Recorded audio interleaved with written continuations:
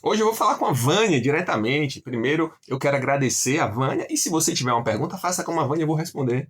Queria agradecer pela pergunta da Vânia, pela confiança. Eu gosto muito quando alguém fala assim de forma sincera. É o que ela disse. Eu tirei glúten, tirei açúcar, comecei jejum intermitente, estou me sentindo melhor. Porque, gente, na verdade, saúde também passa por escutar o próprio corpo. Então, eu não vou responder isso de forma dura, nem simplista, nem com aquela arrogância de quem acha que a ciência precisa pagar a experiência da pessoa. Não, a ciência precisa ajudar a interpretar o que a pessoa está sentindo e é assim que eu vou conversar com você hoje, falando sobre dieta com pouco glúten, dieta sem açúcar, jejum intermitente, um comportamento que muitas pessoas vêm colocando na sua dieta.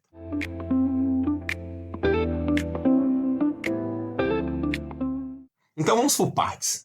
Se você me dissesse, doutor, eu tirei glúten, tirei açúcar, comecei a jejuar algumas vezes por semana e me senti melhor, menos inchada, menos inflamada, com menos dor.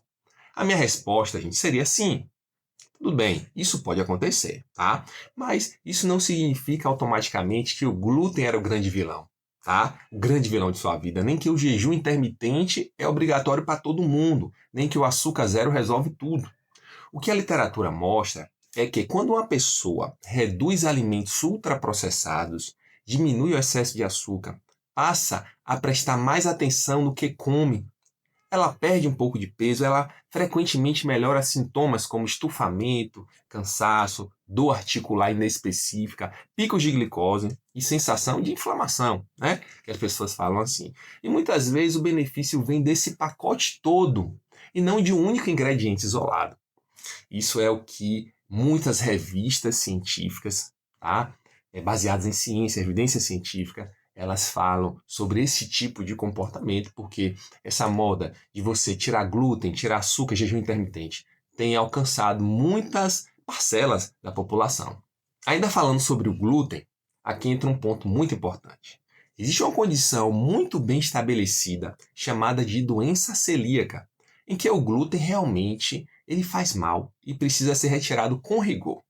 Existe também a alergia ao trigo e existe ainda, gente, a chamada sensibilidade ao glúten ou ao trigo não celíaca, que é mais difícil até de diagnosticar e ainda tem muita discussão científica em volta desse assunto, porque em muitas pessoas os sintomas podem não vir só do glúten, mas também de outros componentes do trigo e até de carboidratos fermentáveis, que a gente chama isso de food maps.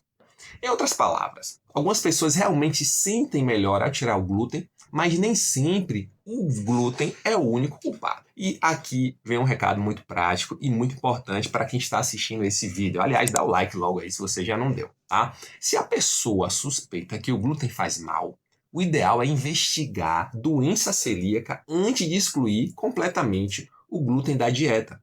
Porque depois que a pessoa para de consumir o glúten, os exames podem ficar mais difíceis de interpretar. Então, para quem tem diarreia crônica, anemia sem explicação, perda de peso, osteopenia, distensão abdominal importante, aftas de repetição, dermatite herpetiforme ou uma história familiar forte de doença celíaca, vale a pena procurar avaliação médica antes simplesmente de você tirar tudo por conta própria, inclusive o glúten, tá? Mas vamos falar um pouquinho também dos açúcares, né? Que foi uma pergunta de Vânia de Robson, um grande abraço para eles. Quando muitas pessoas dizem tirei o açúcar, na prática elas não tiraram apenas o açúcar da colher. Elas reduziram refrigerante, biscoito recheado, sobremesa, lanches industrializados e os picos glicêmicos começaram a reduzir, certo? As compulsões por açúcar começaram a reduzir.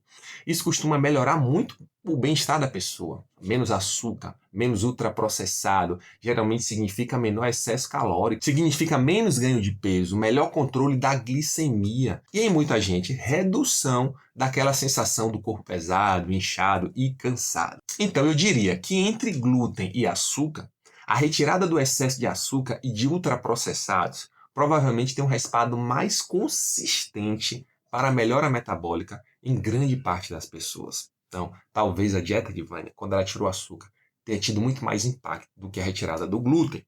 E quem diz isso não é Dr. André, são os estudos, revistas científicas aí que elas estudam muito nutrição esportiva e nutrição e risco cardiovascular. Mas ela falou também sobre jejum intermitente. A resposta também precisa ser madura. Jejum intermitente não é milagre, mas também não é uma fraude. Ele pode funcionar para algumas pessoas, principalmente como estratégia de organização alimentar e redução de calorias. Estudos e revisões mostram que ele pode ajudar mesmo na perda de peso, em alguns contextos melhorar marcadores metabólicos e até hemoglobina glicada. Mas peraí, calma. Quando comparados com a restrição calórica contínua bem feita, muitas vezes o benefício do controle glicêmico é semelhante, não necessariamente superior. Ou seja, para muita gente, o jejum é uma ferramenta possível, não é uma obrigação. E certamente não é a única forma de cuidar da saúde. Se você abre lá os sites, né, de investigação científica, você vai observar isso. Foi isso que eu fiz ao receber essa pergunta de Vânia, e vou receber também a sua, com certeza. Eu vou lá na literatura buscar se tem respaldo científico para a gente alegar e a gente justificar aquilo que você está fazendo, tá bom? Então manda aí seu comentário, manda sua pergunta. Agora, voltando a esse tema, existe também um ponto de segurança que eu preciso deixar claro. Jejum intermitente, ele pode não ser uma boa estratégia para todo mundo. Pessoas que usam remédios para diabetes, especialmente a insulina, ou medicamentos que possam causar hipoglicemia, precisam de muito cuidado. A literatura mostra um aumento do risco de hipoglicemia quando o jejum é feito sem ajuste e sem orientação. Além disso, o jejum ele pode ser prejudicial e inadequado. Em gestantes, pessoas grávidas não devem fazer jejum, pessoas com histórico de transtorno alimentar, indivíduos muito magros, idosos frágeis, pessoas que ficam muito ansiosas ou compulsivas com a restrição. Então não dá para romantizar o jejum como se ele fosse universalmente saudável, segundo fontes também da nossa literatura. Tá? Eu acho aqui que o ponto mais bonito da pergunta de Vânia, né, e que vem fazendo essa alteração na dieta com o Robson, talvez você não tenha melhorado porque encontrou a dieta perfeita. Talvez você tenha melhorado porque começou a comer com mais consciência, porque diminuiu o excesso, porque organizou os horários, porque reduziu os produtos que inflamavam seu intestino, seu metabolismo e até seu padrão de comportamento alimentar provavelmente tenha mudado. Às vezes, gente, a pessoa melhora ao tirar o glúten, mas na verdade ela tirou o pão, a bolacha recheada, tirou o salgadinho, a pizza, o fast food, né? Sobremesas diárias. E aí a melhora realmente vem, e vem mesmo. Só que o mérito pode estar muito mais na qualidade global da alimentação do que no rótulo de uma dieta. E isso são várias discussões de pesquisadores, nutricionistas, com médicos, nutrólogos falando sobre esses perfis alimentares, tá? Uma outra coisa importante é que dieta sem glúten não é automaticamente dieta saudável. Esse é um erro comum. Muitos produtos sem glúten, industrializados, podem continuar sendo pobres do ponto de vista nutricional. E a própria literatura alerta que, fora das indicações corretas, dietas sem glúten podem levar a desequilíbrios nutricionais, com menor ingestão de fibras, vitaminas e alguns minerais. Então o foco não deve ser só tirar o glúten, o foco deve ser o que entrou no lugar do glúten. Entraram comidas de verdade, como verdura, legumes, frutas, feijão, proteína, azeite, sei que Vaninha adora azeite, de grãos, castanhas, uma boa hidratação, ou a pessoa trocou um pacote por outro com rótulo bonito, só escrito não tem glúten.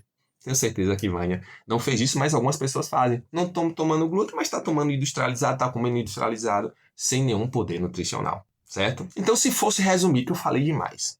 Minha opinião para Vânia, para você que faz algo parecido com ela, é o seguinte: se você está se sentindo melhor, isso merece respeito. Seu relato é válido, mas eu evitaria transformar essa experiência em regra absoluta para todo mundo. Nem toda dor é glúten. Nem toda melhora vem do jejum. Tá? Nem todo açúcar precisa ser tratado com pânico. O melhor caminho é identificar o que é sustentável na sua vida, o que faz sentido para o seu corpo, o que melhora seus exames, seu peso, sua energia, sua saúde a longo prazo. E se houver sintomas importantes ou persistentes, aí vale a pena, com certeza, em vez de apenas excluir alimentos por tentativa e erro, procurar ajuda médica. Do ponto de vista da ciência, o que tem melhor sustentação hoje, de forma geral, não é uma cruzada contra um alimento isolado, é um padrão alimentar de boa qualidade, com menos ultraprocessado, menos excesso de açúcar, mais comida de verdade, tá? Mais regularidade e uma estratégia que consiga manter você sem sofrimento, sem radicalismo, né? Dietas do tipo mediterrânea, que eu sempre falo aqui no canal, dieta DASH, seguem sendo as das mais consistentes para a saúde cardiometabólica. Jejum intermitente pode ser uma ferramenta. Dieta sem glúten é essencial para quem precisa, quem tem a doença, né? E pode ajudar algumas pessoas com maior sensibilidade, até a luz acabou, mas não pode virar um dogma sem contexto, né? Eu tenho certeza que Vaninha, ela segue isso aí numa boa, tá certo? Então, de forma muito honesta, eu não acho errado o que você está fazendo, desde que esteja se sentindo bem, sem radicalismo, sem fraqueza excessiva, sem compulsão, sem prejuízo nutricional e sem colocar a sua saúde em risco.